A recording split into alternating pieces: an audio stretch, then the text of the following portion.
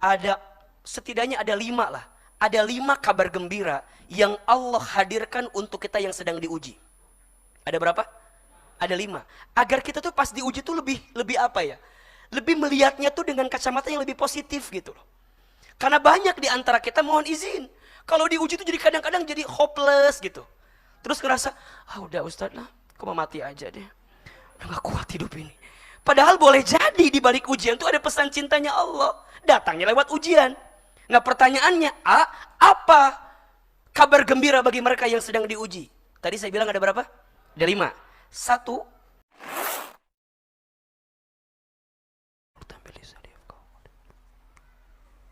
Bismillahirrahmanirrahim.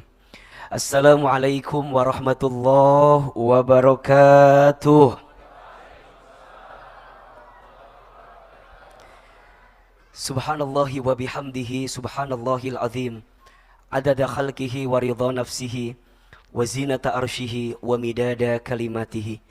Ashhadu an la ilaha illallah wa ashhadu anna Muhammadar Rasulullah. Allahumma salli ala sayyidina Muhammadin sallallahu alaihi wasallam wa ala alihi wa ashabihi wa man tabi'ahum bi ihsanin ila yaumiddin. Rabbi a'udzu bika min hamadzati syayatin wa a'udzu bika rabbi ay yahdurun. Subhanaka la ilma lana illa ma 'allamtana innaka antal alimul hakim. La haula wala quwwata illa billahil aliyyil azim. Mari sama-sama kita baca ya. Ahilman sekali, ayah bunda, bapak ibu, teman-teman sekali. Bismillahirrahmanirrahim. Allahumma barik lana fi rajaba wa sya'bana wa ballighna Ramadan. Ya Allah, berkahi kami di bulan Rajab dan di bulan Sya'ban, dan sampaikan kami untuk bertemu dengan bulan Ramadan. Al-Fatihah. A'udzubillahi. Bismillahirrahmanirrahim. Alhamdulillahirabbil alamin. Arrahmanirrahim. Maliki yaumiddin. Iyyaka na'budu wa iyyaka nasta'in. Shiratal mustaqim. Shiratal ladzina an'amta 'alaihim waladdallin. Amin ya rabbal alamin. Alhamdulillah, segala puji dan syukur kita panjatkan kepada Allah Subhanahu wa taala yang pada kesempatan malam hari ini Allah lembutkan hati kita, ringankan langkah kita, dan berikan kesempatan kepada kita untuk menunaikan sholat maghrib berjamaah. Mudah-mudahan sholat maghrib dan insya Allah nanti sholat isya yang akan kita tunaikan, mudah-mudahan diterima oleh Allah Subhanahu wa ta'ala. Kita berharap kepada Allah sekaligus Al-Fakir berdoa, mudah-mudahan semua yang hadir malam ini Allah panjangkan umurnya. Mudah-mudahan yang hadir malam ini Allah sehat afiatkan badannya. Mudah-mudahan Allah berkahi hidupnya, Allah tambahkan rezekinya. Yang punya hutang ada yang punya hutang, mudah-mudahan segera lunas hutangnya. Yang belum nikah ada yang belum nikah. Nah, yang belum nikah mudah-mudahan segera ketemu jodoh yang soleh, jodoh yang baik ya, jodoh yang lembut hatinya, jodohnya orang kaya, minimal anaknya orang kaya, anak satu-satunya, bapaknya udah tua, ya, punya penyakit jantung biasanya. Jadi doanya makin sempurna ini ya. Saya lihat ini wajah-wajah berharap warisan semua ini ya. Masya Allah, tabarakallah. Yang kami hormati pengurus DKM MRBJ, Ayahanda, Bambang, Pak Yudi, seluruh para pengurus yang mohon maaf tidak bisa Adinda sebutkan satu persatu. Masya Allah, tabarakallah. Senang banget malam ini bisa kembali ngisi lagi di MRBJ setelah sekian purnama, setelah sekian lama. Masya Allah, tabarakallah, baru lagi dikasih kesempatan. Mudah-mudahan, mohon aminkan ya, semoga Al-Fakir Allah panjangkan umurnya. Mudah-mudahan Al-Fakir Allah sehat afiatkan badannya. Dan tentu kita berharap seperti ini Allah kumpulkan kita di dunia, maka seperti inilah nanti Allah kumpulkan kita di surga. Amin ya rabbal alamin. Baik, ayah bunda jamaah yang dirahmati Allah, saya mau tanya ini, kira-kira malam ini kita itu bertemu atau dipertemukan? Coba yang keras jawabannya. Malam ini kita itu bertemu atau dipertemukan? Malam ini kita itu berjalan atau diperjalankan? Masya Allah. Saya hakul yakin bahwa pertemuan kita malam ini bukan semata-mata bertemu, tapi lebih dari itu, kita semua dipertemukan oleh siapa? Allah Subhanahu wa ta'ala. Tidak ada satupun yang terjadi dalam kehidupan kita kecuali semua atas izin takdirnya Allah. Betul apa betul? Iya apa iya? Semut hitam bertengger di batu yang hitam, muncul di malam hari di sebuah gua yang hitam. Mata kita mungkin tidak bisa melihatnya, tapi Allah tahu percis keberadaannya. Betul apa betul? Daun kering berjatuhan dari pohonnya, berserakan di atas tanah. Kita mungkin tidak bisa menghitung berapa jumlah daun yang jatuh itu, tapi Allah tahu percis berapa daun yang jatuh itu. Setuju atau tidak? Begitu kehidupan kita. Apapun yang kita dapatkan hari ini, yakinilah, pahamilah bahwa semua itu digerakkan oleh Allah Subhanahu wa ta'ala. Dan Allah jika menggerakkan hambanya untuk meniti jalan dalam kebaikan, maka tolong catat baik-baik ya, Allah sedang sayangi kita dengan kasih sayang yang paling besar. Jadi kalau ayah bunda jemaah bertanya, apa di antara tanda dan ciri Allah mencintai hambanya? Salah satunya adalah ketika hambanya itu diberikan kekuatan oleh Allah untuk mendekat taat kepada Allah Subhanahu wa ta'ala. Maka ini bulan Rajab, Masya Allah. Rajab itu bulan menanam, Sya'ban itu bulan menyiram, Ramadan itu bulan memanen. Ulangi, Rajab bulan apa? Menanam. Sya'ban bulan apa? Menyiram. Ramadan bulan apa? Memanen. Mohon maaf, orang tidak akan mungkin panen kalau enggak nyiram. Betul apa enggak? Orang enggak mungkin bisa nyiram kalau enggak nanam. Berarti bulan Rajab yang hari ini kita lalui penting atau tidak? Berharga atau tidak? Maka mohon maaf, orang yang beramal soleh, beramal kebaikan di bulan Rajab itu punya pahala yang luar biasa. Karena bulan ini adalah bulan persiapan, bulan untuk memastikan apakah Ramadan nanti kita sukses atau tidak, itu tergantung Rajabnya. Termasuk besok bulan Sya'bannya. Ini kira-kira yang hadir di sini malam ini mau ketemu sama Ramadan apa enggak? Ingin ketemu sama Ramadan? Mau ketemu Ramadan? Mau aja, mau banget. Cius, mie apa? Mie ayam. Di depan ada kafe, tolong nanti dibeli di sana ya. Jadi ini bukan kebetulan, tapi Allah sedang mencintai kita. Maka tolong jaga baik-baik ya. Kalau Allah sudah menggerakkan kita untuk meniti jalan pada kebaikan, pegang erat-erat, jaga baik-baik. Karena belum tentu kita mendapatkan hal yang sama di waktu yang akan datang. Dan ini adalah nikmat yang besar yang Allah berikan kepada kita. Mudah-mudahan semua jamaah MRBJ Allah berikan istiqomah sampai husnul khatimah. Karena yang paling penting dalam sebuah amal itu bukan hanya amalnya, tapi yang paling penting apa? Istiqomahnya. Ada yang tanya, kenapa istiqomah itu berat? Iya, karena pahalanya surga. Kalau ringan pahalanya kipas angin, kulkas satu pintu, biasanya begitu. Istiqomah itu berat, iya. Kalau ringan istirahat. Catat status hari Minggu itu malam Senin ya. Jadi artinya kalau kita ngerasa berat banget ngejalanin ini amal ini sampai istiqomah, berarti ada nikmat yang Allah berikan kepada kita. Nanti untuk lebih yakin, dibuka Quran surat Fusilat ayat 30. Surat apa? Fusilat ayat 30. Di ayat itu Allah sampaikan janji kepada orang yang istiqomah. Apa kata Allah? A'udzubillahi minasyaitonirrajim.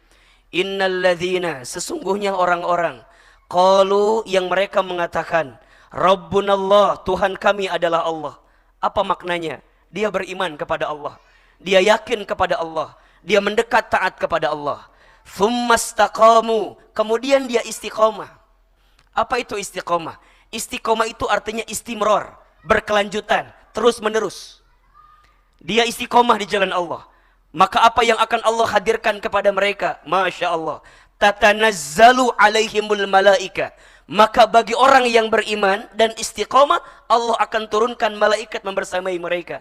Seraya malaikat itu mengatakan, Allah takhafu wa la tahzanu. Jangan takut, jangan sedih. Wa abshiru, dan berikan kabar gembira kepada yang mereka istiqomah itu, bil jannatil lati kuntum tu'adun, dengan surga yang Allah janjikan untuk kita. Maka tujuan hidup kita bukan di sini, tapi nanti di sana, surga. Jadi kalau ada yang merasa, kok dunia ini capek banget, memang dunia tempatnya capek. Kok dunia ini lelah, betul, iya, memang dunia tempatnya lelah. Nanti nyantainya kita bukan di sini. Mudah-mudahan Allah masukkan kita ke dalam surganya. Itu yang kita inginkan. Maka ada satu doa, ini doa kita baca agar setiap amal kita mengundang ridha dan surganya Allah. Saya yakin kalau yang di sini hafal pasti doanya.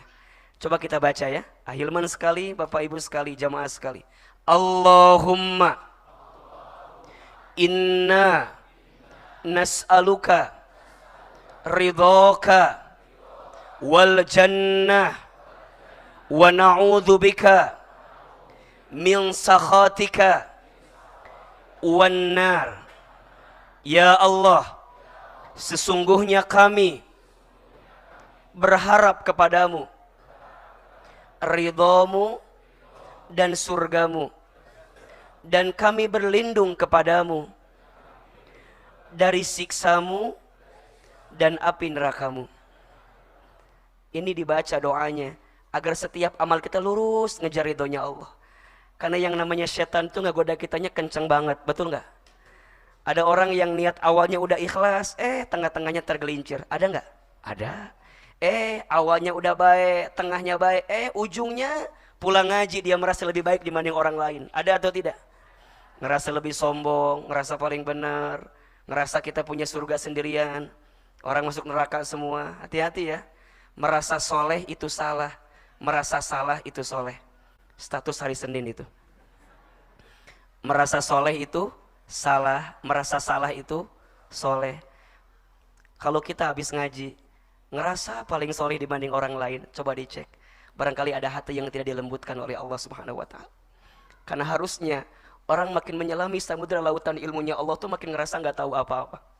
Maka saya berharap kepada Allah, semoga kita diberikan kelembutan hati dan kita dibimbing untuk makin istiqomah di jalan Allah Subhanahu wa Ta'ala. Amin ya rabbal alamin. Ini kajian kita sampai jam berapa biasanya? Kalau ba'da maghrib sampai isya. Berarti 20 menit lagi selesai ya. Nanti mohon izin kalau agak sedikit ngaret sedikit boleh ya? Boleh apa boleh? Kok kayak nggak ridho gitu ini? Boleh apa enggak? Oke, baik, mohon izin ya. Oke, baik. Bapak Ibu jamaah yang dirahmati Allah, hari ini kita akan sama-sama belajar ya. Judulnya itu apa? Agar masalah berbuah berkah. Coba, yang hadir di sini, ada yang sedang punya masalah? Ada?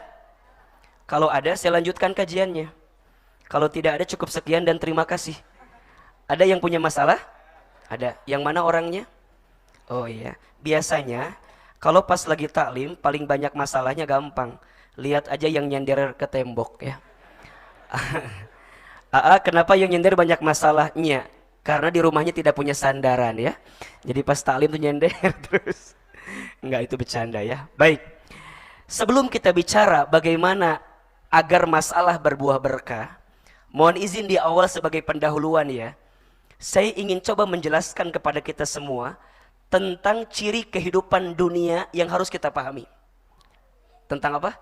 Ciri kehidupan dunia yang harus kita pahami. Kenapa?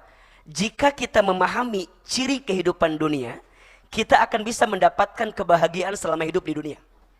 Banyak orang, mohon izin, yang tidak bisa menikmati kehidupan dunia boleh jadi karena dia tidak memahami kehidupan dunia. Ujungnya yang terjadi kehidupannya dibuat lelah dengan urusan dunia. Maka kalau kita bicara tentang dunia, hidup dunia, setidaknya ada 4 yang harus kita pahami. Ada berapa? Jadi kalau kita bicara tentang kehidupan dunia ya, kehidupan dunia, setidaknya ada 4 yang harus kita pahami. Saya percepat karena ini pernah juga kita bahas di beberapa pertemuan lalu gitu. Yang pertama, dunia ini waktunya singkat dan cepat.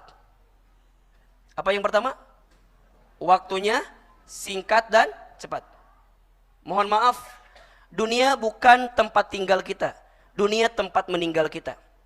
Hidup bukan untuk hidup, tapi hidup untuk yang maha hidup. Mati bukan akhir kehidupan, justru mati itu adalah awal kehidupan yang sebenarnya. Kenapa dunia ini disebut singkat dan cepat? Karena setelah kehidupan dunia ada kehidupan selanjutnya. Bapak Ibu mungkin tahu ya, dan sudah hafal pasti. Manusia itu dalam hidup akan mengalami setidaknya 12 tahapan kehidupan. Ada berapa? 12. Yang pertama namanya alam ruh. Yang kedua namanya alam rahim. Yang ketiga namanya alam dunia. Yang keempat namanya alam kubur. Yang kelima namanya alam kiamat. Yang keenam namanya alam dibangkitkan. Yang ketujuh namanya alam dikumpulkan. 8 alam ditimbangkan. 9 alam dihitungkan. 10 alam diberikan pertolongan. 11 alam diperjalankan di sebuah jembatan. 12 alam ditentukan akhiratnya, surga atau nerakanya. Ada berapa? Bisa diulangi? Yang hafal saya kasih hadiah umroh gratis, brosurnya. Coba kita ulangi biar agak sedikit nempel ini. Yang pertama alam apa? Alam ruh. Sudah kita lewati? Sudah kita lewati? Baik. Yang kedua alam apa? Alam rahim. Sudah kita lewati? Yang ketiga alam apa? Alam dunia. Sedang kita lewati. Berapa lama kita hidup di dunia? Mohon maaf, nggak lama, sebentar. Maka jangan kaget ya, di Quran begitu banyak ayat yang Allah menggunakan sumpahnya dengan nama waktu. Betul nggak? Banyak sekali. Dari mulai fajar, wal fajri. Naik waktu subuh, was subahi idza tanaffas. Naik waktu duha, wad duha. Naik waktu siang, wan nahari. Naik waktu asar, wal asri. Naik waktu malam, wal laili. Berkali-kali Allah ingatkan tentang waktu. Kenapa? Allah ingin sampaikan kepada kita ahli dunia bahwa waktu kita dunia nggak lama. Sebentar.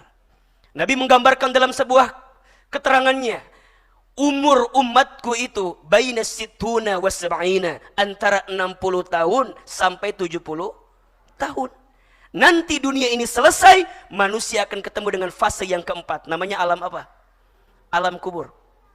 Dan alam kubur itu adalah alam yang, mohon maaf ya, dunia gambaran seperti apa keadaan alam kubur kita, siksa alam kubur itu adalah bagian dari setengah siksa alam akhirat. Maka dikisahkan sahabat Utsman bin Affan radhiyallahu an itu kalau lewat kuburan beliau selalu nangis. Bahkan nangisnya itu sangat banyak sampai dikisahkan janggutnya itu basah karena saking nangisnya kalau lewat kubur. Satu kali ditanya, wahai Utsman, kenapa engkau suka nangis kalau lihat kuburan? Kenapa engkau suka nangis? Bahkan tangisanmu lebih banyak dibanding aku ingatkan tentang surga dan neraka. Apa kata Utsman bin Affan radhiyallahu an?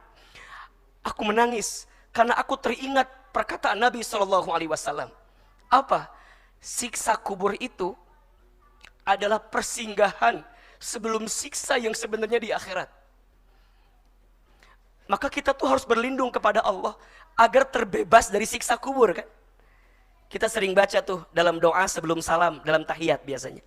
Allahumma inni a'udzubika min adzabi jahannam wa min adzabil qabri wa min syarri fitnatil mahya wal mamat wa min syarri fitnatil masyihid dajjal. Kita baca. Kenapa? Karena setelah alam dunia waktunya cepat, kita masuk alam kubur. Setelah alam kubur nanti kita akan dihancurkan, namanya alam kiamat. Setelah itu dibangkitkan yaumul ba'ats, dikumpulkan yaumul mahsyar, ditimbang yaumul mizan, dihitung yaumul hisab, diberikan syafaat pertolongan yaumus syafa'ah, sampai nanti berjalan yaumus sirat, baru kemudian yaumul akhirah, surga atau nerakanya. Oh ternyata dunia ini nggak lama, sebentar. Maka mohon maaf kalau hari ini ada yang merasa bahwa kok kehidupan dunia saya itu kayaknya berat gitu ya, kok kayaknya tuh ujiannya luar biasa. Tenang, nggak lama kok, sebentar. Maka saya sering bilang kalau anak-anak milenial ya, kalau ada persoalan bilang gini aja, nggak apa-apa, cuma dunia. Coba gimana kalimatnya? Nggak apa-apa, cuma dunia. Kalau kita ditinggal nikah, apa kalimatnya? Gimana ditinggal nikah gimana kalimatnya? Nggak apa-apa, cuma dunia. Kita bisnis kemudian rugi, apa kalimatnya? Nggak apa-apa, cuma dunia. Kalau kita kerja kemudian mohon maaf ya, kita harus diberhentikan, apa kalimatnya? Nggak apa-apa, cuma dunia. Catat ya, buat besok status pagi-pagi tuh Senin gitu ya. Biar nggak terlalu gelisah gitu. Jadi dunia ini waktunya apa? Singkat, cepat. Oke, yang kedua, dunia ini ya sistem kerjanya permainan dan senda gurau. Apa? Permainan dan senda gurau. Baik. Di dunia ada masa mendapatkan, ada saat kehilangan. Ada bahagia, ada sedih. Itu mah biasa. Karena dunia kalau dalam bahasa sederhananya panggung apa? Sandiwara. Kan ada ya itunya ya. Dunia ini apa? Panggung sandiwara. Makanya mohon maaf, yang lagi di atas jangan sombong. Yang lagi di bawah jangan putus asa. Ah, cuma dunia. Ada saat mendapatkan, ada saat kehilangan. Pahami ini. Karena mohon maaf, kalau kita terlalu dalam, ujungnya kita akan dipermainkan dengan dunia itu. Ya biasa aja, biasa aja. Namanya juga dunia. Ya, ada saat di mana kita bisa memiliki sesuatu, tapi juga ada saat kita akan kehilangan sesuatu itu. Bahkan kenapa disebut dengan dunia, diambil dari kata dana, artinya apa? Sementara. Makanya apa yang di dunia ini semuanya sementara. Kullu man 'alaiha fan, setiap apapun yang ada dalam dirimu wahai manusia selama di dunia itu fana, sementara. Betul nggak? Kan ada tuh Ustadz Dery suka nyanyi itu tuh kalau nggak salah tuh, ya kan? Dunia sementara katanya, akhirat selama-lamanya, kan gitu kan? Iya, semua sementara. Sehat sementara, sakit sementara, kaya sementara. Coba, sehat sementara, sakit pun sementara, kaya sementara, miskin sementara, suami kita. Kok kayak ragu ini jawabannya ini? Suami, istri kita. Wah, ini lebih tegas jawabannya nih yang ini. Jadi semua keluarga sementara, harta, jabatan, pangkat, semuanya sementara. Maka jangan sombong dengan apa yang sementara itu. Makanya kalau adanya gini, kenapa ya kok saya tuh kalau kehilangan sesuatu berat banget. Sebenarnya ya, kalau kata guru saya, tidak ada yang namanya kehilangan katanya. Yang ada hanyalah Allah mengambil lagi apa yang Allah titipkan kepada kita. Betul apa betul? Makanya ini rumus ya, rumus. Jika tidak ingin merasakan kehilangan, jangan pernah merasa memiliki. Status hari Selasa itu. Ayo siapin kameranya. Nanti kasih lagu di belakangnya ya. Jika tidak ingin merasakan kehilangan, jangan pernah merasa memiliki. Kenapa ada orang yang merasa kehilangan? Karena merasa apa? Memiliki. Padahal apapun yang ada dalam dirinya itu bukan punya dia. Dia hanya dititipi oleh siapa? Allah. Dunia, apa ciri yang kedua? Permainan dan senda gurau. Jadi nyantai aja. Nah yang ketiga, dunia ini makhanul bala, tempat ujian. Tempat apa? Ujian. Ya Rabb. Jadi kalau kita merujuk pada tema kita, masalah kalimatnya ya. Kalau saya lebih enak nyebutnya ujian aja. Dunia ini tempat apa? Ujian. Jadi selama hidup kita pasti akan dapat apa? Ujian. Kalau nggak mau dapat ujian, jangan hidup alias mati. Makanya mohon maaf tadi Ahilman tanya di awal. Di sini ada yang sedang punya masalah, jawabannya apa? Ada. Kenapa? Karena ciri orang yang hidup. Kalau tidak punya masalah jangan hidup alias. Jadi saya tanya, yang di sini punya masalah atau tidak? Yang keras punya atau tidak? Jangan ragu ya. Karena dari wajah nggak bisa bohong. Saya juga tahu ini kan.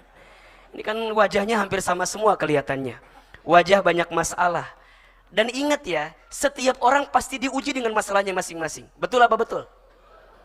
Ada orang yang mohon maaf, misalnya ya, mohon maaf ya. Ada orang nanya gini, gimana caranya agar hidup nggak punya masalah?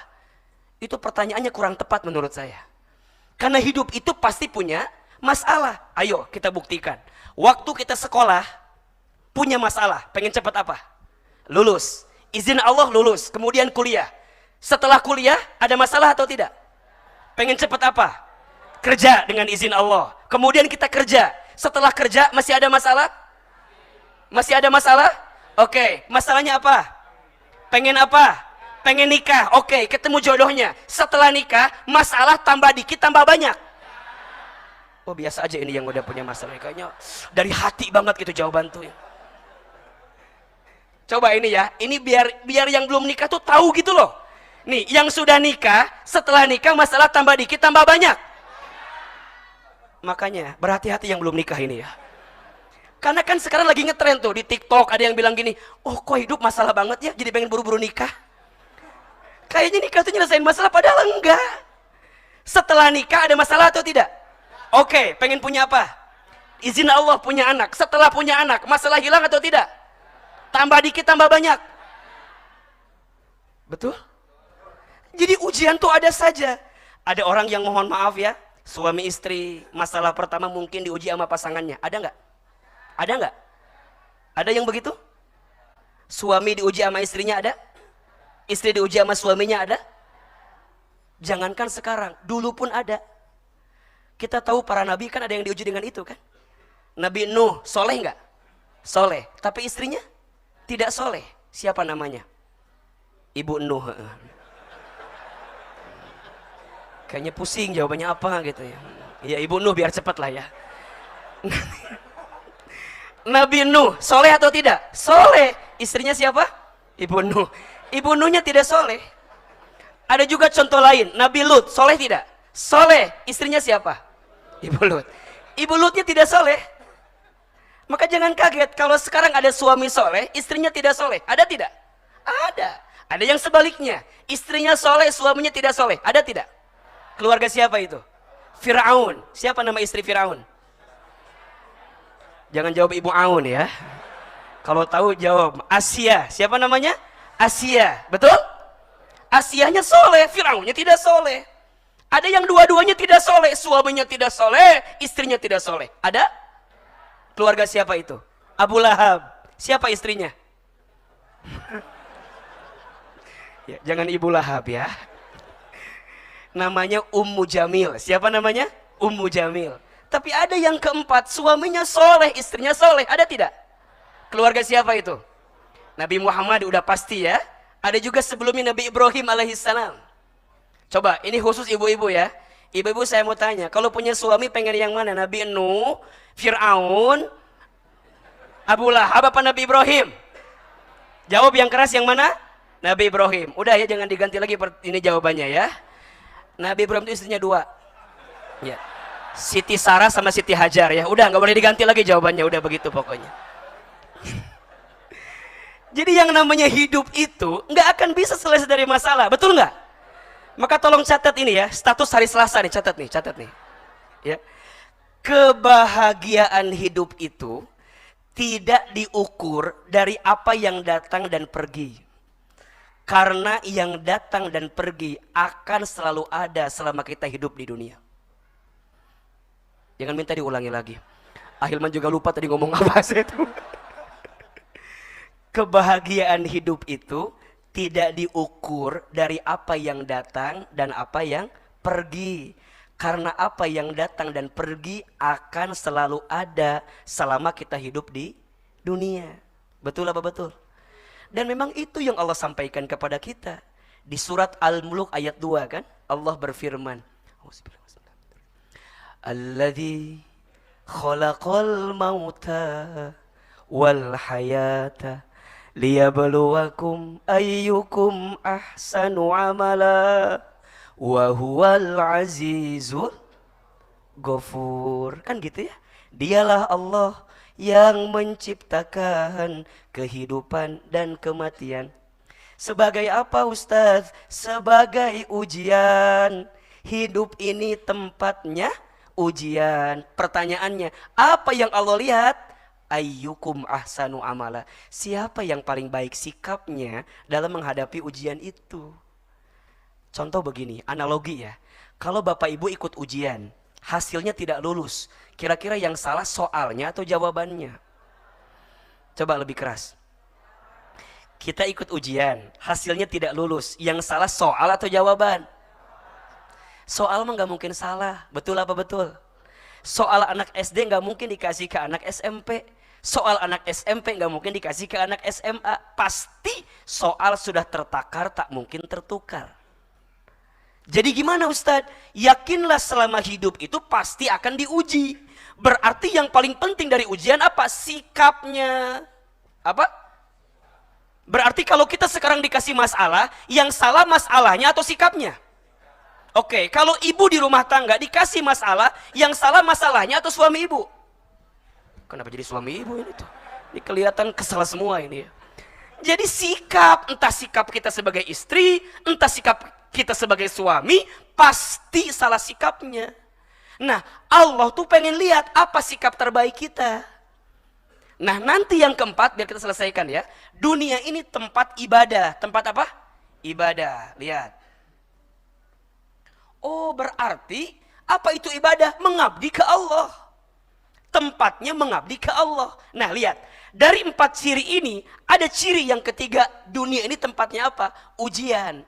Pertanyaannya, banyak orang yang kalau dikasih ujian, sikapnya nggak ketemu dengan sikap yang Allah inginkan. Ujungnya dia tidak menemukan apa makna di balik ujian yang dihadirkan. Padahal, ujian yang dihadirkan kepada kita itu adalah bentuk sayangnya Allah kepada kita. Maka pertanyaannya, kok bisa bilang ujian itu adalah pesan cinta dari Allah? Iya. Tolong catat ini ya. Setidaknya ada 5 lah. Ada 5 kabar gembira yang Allah hadirkan untuk kita yang sedang diuji. Ada berapa? Ada 5. Agar kita tuh pas diuji tuh lebih apa ya? Lebih melihatnya tuh dengan kacamata yang lebih positif gitu loh. Karena banyak di antara kita mohon izin. Kalau diuji tuh jadi kadang-kadang jadi hopeless gitu. Terus ngerasa, udah Ustadz lah, aku mau mati aja deh. Udah gak kuat hidup ini. Padahal boleh jadi di balik ujian itu ada pesan cintanya Allah. Datangnya lewat ujian. Nah pertanyaannya, apa kabar gembira bagi mereka yang sedang diuji? Tadi saya bilang ada berapa? Ada 5. 1, orang yang sedang diuji itu sedang diakui sebagai orang beriman. Keterangannya surat Al-Ankabut ayat 2. Surat apa? Al-Ankabut ayat 2. Nanti dibuka di rumah ya. Kira-kira isinya begini. Apakah kamu mengira engkau mengatakan telah beriman kepada Allah, sedangkan engkau belum diuji dalam kehidupanmu? Maka kalau Allah ngasih ujian sama kita, Allah tuh ingin lihat seberapa baik iman kita kepada Allah. Allah tuh pengen tahu, benar hambaku beriman? Iya tah hambaku beriman? Aku uji dia. Apakah saat dia diuji makin meningkatkan imannya atau meninggalkan Allah dalam kehidupannya? Maka siapa orang yang paling bahagia itu Ahilman? Orang yang saat dia diuji, dengan ujian itu makin dekat ke Allah.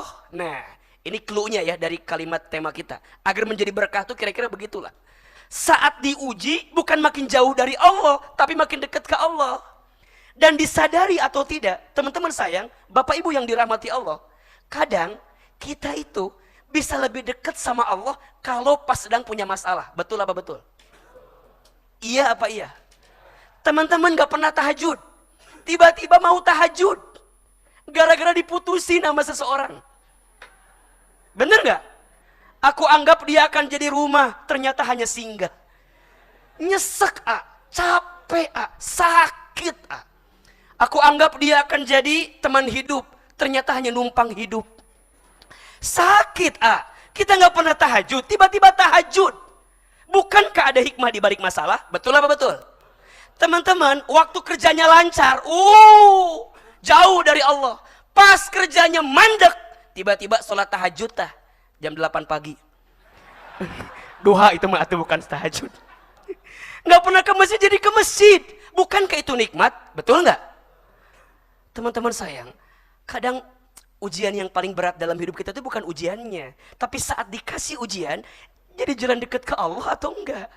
Karena ada yang dikasih ujian malah jauh dari Allah. Dia frustasi, ya, dia stres. Kemudian dia bilang ini, butuh healing. Kemana tuh healing? Healing. Kalau ada yang nanya, healing yang terbaik itu apa? Bukan jalan-jalan kemana-mana. Healing terbaik itu kembali ke Allah. Itu jawabannya. Makanya ada masa-masa, teman-teman gak pernah nangis. Tapi pas lagi dikasih masalah, teman-teman doa, kemudian nangis. Nikmat atau tidak? Itu Allah sedang memelukmu. Allah sedang membelaimu. Allah sedang mendekatimu agar engkau segera kembali kepada Allah. Dan itu nikmatnya luar biasa. Maka hari ini, untuk kita yang sedang diuji, yakinlah kita sedang diakui sebagai apa? Orang beriman. Yang kedua, orang yang sedang diuji itu orang yang sedang dijanjikan surga oleh Allah Subhanahu wa taala. Yang di sini mau masuk surga? Jawab yang keras. Mau masuk surga? Oke, yang mau masuk surga, angkat tangan katakan saya. Kok pada nggak yakin sih ini gimana sih? Coba, siapa yang mau masuk surga? Oke, lebih keras. Siapa yang mau masuk surganya surga Firdaus? Oke, yang mau masuk surganya sekeluarga? Oke, terakhir, yang mau masuk surganya sekarang? Oh, kayaknya ragu. Kalau saya mau lah, dengan izin Allah, daripada nanti enggak kan mendingan sekarang. Ustadz, oh kenapa orang yang diuji masuk surga? Iya, makin berat ujiannya, makin besar sabarnya, makin terbuka pintu surga bagi dirinya. Nanti dibuka surat Al-Baqarah ayat 214. Di situ bunyinya kurang lebih begini. Apakah kamu mengira akan masuk surga sedangkan engkau belum diuji sebagaimana ujian yang menimpa kaum sebelumnya? Nanti di ayat itu kita bahas pertemuan yang akan datang ya. Ada 3 tingkatan ujian. Ada ringan, ada sedang, ada tinggi. Ada basic, ada intermediate, ada advance. Mungkin di next aja. Ya. Hari ini saya sampaikan tentang kabar gembira bagi mereka yang sedang diuji. Surga.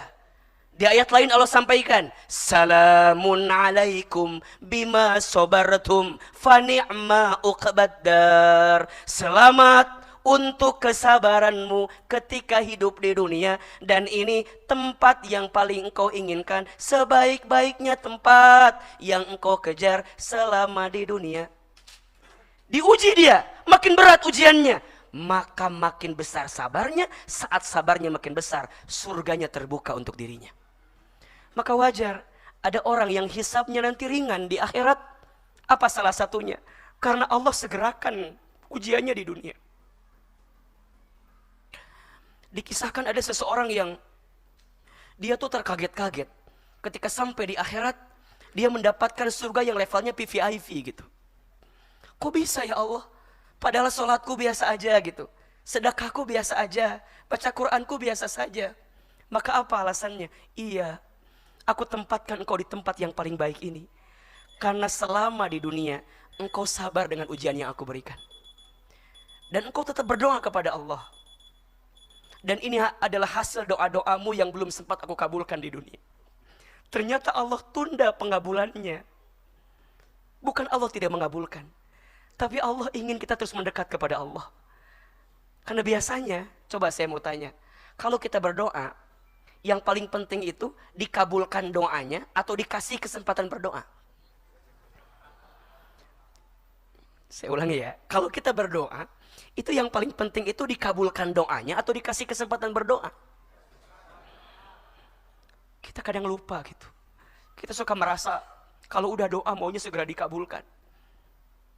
Padahal mohon maaf, kalau udah dikabulkan kadang-kadang kita nggak doa lagi gitu. Betul nggak? Makanya Allah tunda pengabulannya. Bukan Allah tidak mengabulkan doamu. Allah tahu mana yang terbaik untukmu. Jika doamu belum dikabulkan di waktu yang cepat, maka Allah akan kabulkan di waktu yang tepat. Kalau bukan di dunia, mungkin nanti di akhirat. Allah hanya ingin engkau terus berdoa sampai engkau berharap kepada Allah Subhanahu wa taala. Maka orang yang sedang diuji dijanjikan surga oleh Allah Subhanahu wa taala. Yang ketiga, orang yang sedang diuji itu sedang dihapuskan dosa-dosanya. Kata Nabi SAW, tidaklah rasa sakit yang menimpa seseorang kecuali di saat itu Allah sedang hapuskan setiap dosa-dosanya. Allah sedang hapuskan setiap kesalahannya.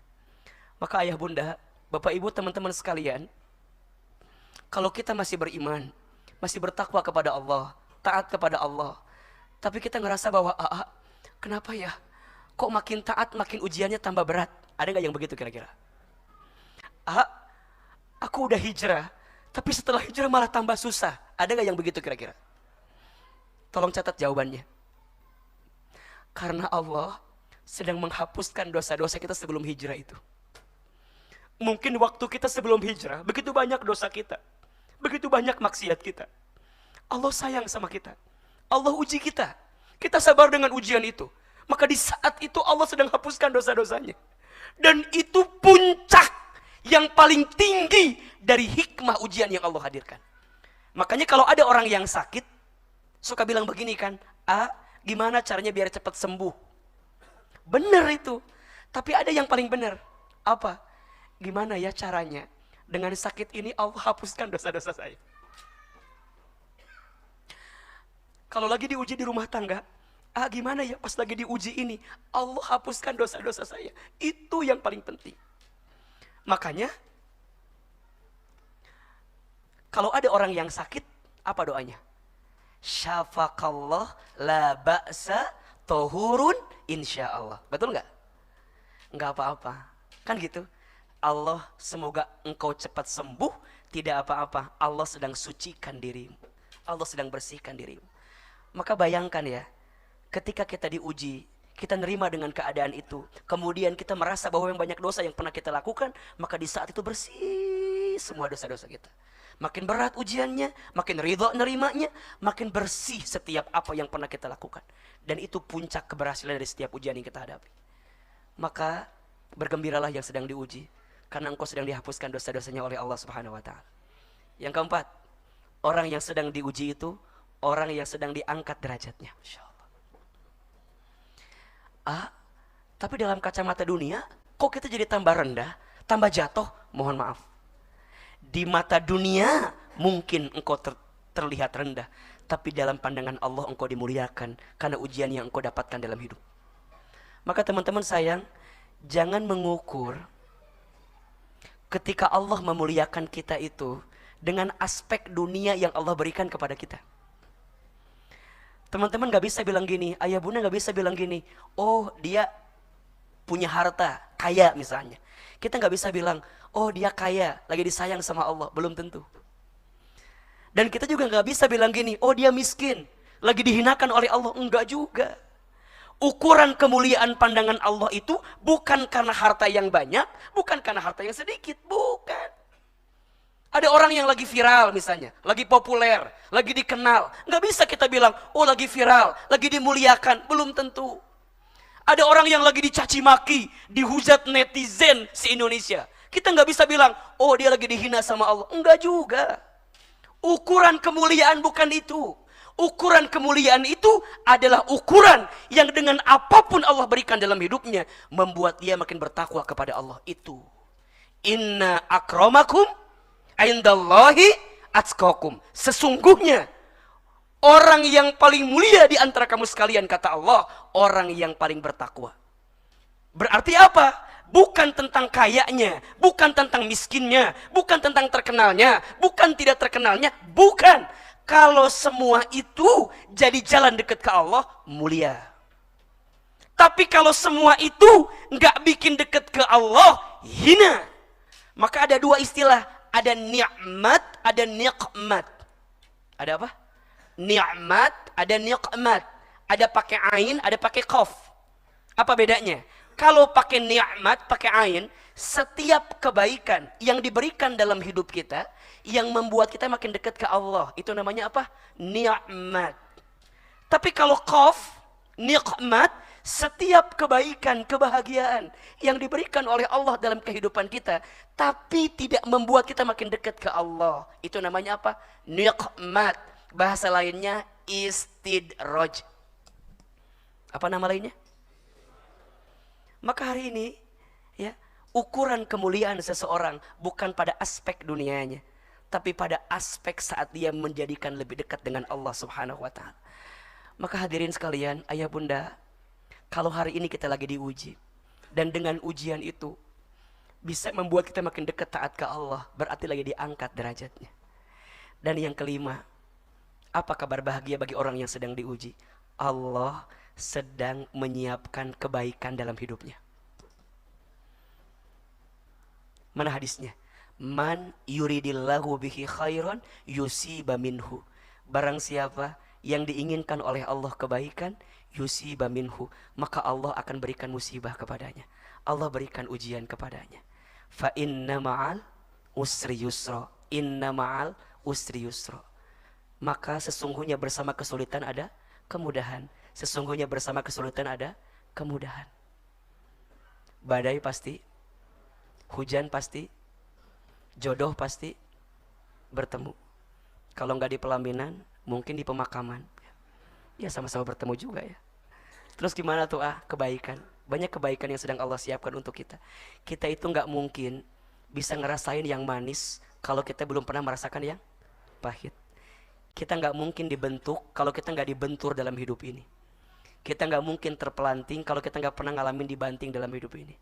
Maka nikmatilah fase-fase sulit, fase-fase susah, fase-fase lagi diuji itu. Karena disitulah Allah sedang titipkan pesan cinta untuk kita. 5 kabar bahagia untuk yang sedang diuji. 1 apa? Sedang diakui sebagai apa? Orang beriman. Yang kedua, sedang dijanjikan masuk apa? Surga. 3, sedang dihapuskan dosa-dosanya. 4, sedang diangkat derajatnya. 5, sedang disiapkan kebaikan dalam hidupnya. Pertanyaannya, yang hadir di sini mau tidak dapat 5 hal itu? Mau atau tidak? Pas lagi diuji, mau nggak dapat 5 hal itu? Mau? Jawabannya tergantung sikapnya. Bagaimana sikap terbaiknya? Seperti apa menjalaninya? Bagaimana amalan yang bisa mendekatkan pada kebaikan itu? Insya Allah kita akan bahas di episode yang akan datang. Insya Allah. Mudah-mudahan bermanfaat. Pak Bambang, Pak Yudi, terima kasih atas kesempatannya. Hari ini saya tuh sengaja tidak mengisi ceramah di mana-mana, khusus untuk MRBJ. Dan mohon maaf, Ahilman tuh agak sedikit sulit memang kalau ke Tangsel sekarang karena sudah bermukim di Bogor sekarang. Jadi perjalanannya cukup agak lumayan begitu. Mohon doanya besok pagi akan terbang ke Luwu, ke Sulawesi Selatan. Mudah-mudahan Allah berikan keberkahan dan Allah berikan kebaikan untuk kita semua. Hari ini ada ilmunya atau tidak? Ada manfaatnya? Bisa melembutkan hati? Bisa menenangkan perasaan kita? Yang lagi diuji lebih tenang atau tidak? Atau tambah gelisah jangan-jangan? Insya Allah ya. Ada 5 kabar bahagia. Ingat-ingat ini. Kalau pas lagi diuji, ingat-ingat 5 kabar bahagia ini. Nanti kita akan bahas lagi seperti apa sikap terbaiknya. Terakhir mari kita angkat kedua telapak tangan. Kita berdoa kepada Allah. Semoga doa-doa yang kita panjatkan Allah kabulkan. Dan di bulan Rajab ini kita mendapatkan keberkahan dari Allah Subhanahu wa taala. Istighfar 3 kali. Astaghfirullahaladzim, astaghfirullahaladzim, astaghfirullahaladzim. Auzubillahi minasyaitonirrajim. Bismillahirrahmanirrahim. Alhamdulillahi rabbil alamin. Hamdan syakirin, hamdan na'imin. Hamdan yuwafi ni'amahu wa yukafi mazidah. Allahumma salli ala sayyidina Muhammadin wa ala alihi wa ashabihi ajmain. Ya Allah, ya Rahman, ya Rahim. Duhai Allah yang maha pengasih lagi maha penyayang. Ya Allah, sayangi kami semua yang hadir malam ini. Cintai kami semua yang bermajlis malam ini. Ya Allah, ridhoi kebersamaan kami malam ini, sehingga membuat kami semakin mencintai dan dicintai oleh-Mu ya Allah. Ya Allah, ya Ghaffar, duhai Allah yang maha pengampun, ampuni dosa-dosa kami ya Allah. Maafkan kesalahan kami ya Allah. Berikan kami kesempatan bertaubat sebelum kami wafat. Perbaiki hidup kami sebelum kami kembali kepadamu ya Allah. Ya Allah, jangan keluarkan kami dari masjid ini kecuali Engkau ampuni dosa-dosa kami. Jangan Kau pisahkan kebersamaan kami malam ini kecuali Engkau ampuni dosa-dosa kami. Ya Allah, kami sadar jika hari ini ada ujian yang menimpa kami, jika hari ini ada musibah yang datang kepada hidup kami, kami sadar ya Allah, itu disebabkan karena dosa-dosa yang pernah kami lakukan. Ya Allah, dengan ujian yang Engkau berikan ini, jadikan kami hamba-Mu yang makin dekat dan taat kepadamu ya Allah. Kami yakin ya Allah, Engkau tidak akan mungkin menguji kami di luar batas kemampuan kami. Maka ya Allah, kuatkan hati kami, kuatkan tubuh kami, temani kami dalam menjalani ujian-ujian dalam hidup ini ya Allah. Allahumma raddina biqada'ika wa sabirna ala balaika wa auzi'na syukra ni'amaika. Ya Allah, berikan kepada kami kemampuan ridho atas semua ketentuan-Mu. Mampukan hati kami sabar dengan ujian dari-Mu. Mampukan hati kami bersyukur atas semua nikmat dari-Mu. Rabbana zalamna anfusana wa illam taghfir lana wa tarhamna lanakunanna minal khasirin. Ya Allah, kami mohon kepadamu, jika malam ini ada yang sedang gelisah, tenangkan hatinya ya Allah. Jika ada yang sedang punya masalah, angkat masalahnya ya Allah. Jika ada yang sedang susah, tunjukkan jalan keluar terbaiknya ya Allah. Jika ada yang punya aib, tutup aib-aibnya ya Allah. Jika ada yang sedang sakit, dengan izin-Mu sembuhkan penyakitnya ya Allah. Jika ada yang punya hajat, kabulkan hajat-hajat kami ya Allah. Hasbunallah wa ni'mal wakil, ni'mal maula wa ni'man nasir. Allahumma kfina bihalalika an haramik, wa aghnina bifadlika amman siwak. Ya Allah, cukupkan kami dengan apa yang Kau halalkan, dan jauhkan kami daripada apa yang Kau haramkan. Ya Allah, kayakan kami dengan karunia-Mu, daripada kami bergantung kepada selain-Mu. Ya Allah, seperti ini Engkau satukan kami di dunia, maka seperti inilah Engkau kumpulkan kami nanti di surga-Mu, ya Allah. Rabbana atina min ladunka rahmah wa hayyi' lana min amrina rasada. Allahumma barik lana fi Rajab wa Sya'ban wa ballighna Ramadan. Rabbana atina fid dunya hasanah wa fil akhirati hasanah wa qina adzabannar. Subhana rabbika rabbil izzati amma yasifun wa salamun alal mursalin walhamdulillahi rabbil alamin. Amin ya rabbal alamin. Mudah-mudahan Allah terima semua amal kebaikan kita. Mohon maaf jika banyak kekurangan. Semua yang benar pasti dari Allah, yang keliru dari saya yang banyak kesalahan. Kepada Allah saya mohon ampun, kepada Bapak Ibu jamaah saya mohon maaf. Wabillahi taufiq wal hidayah. Wassalamualaikum warahmatullahi wabarakatuh.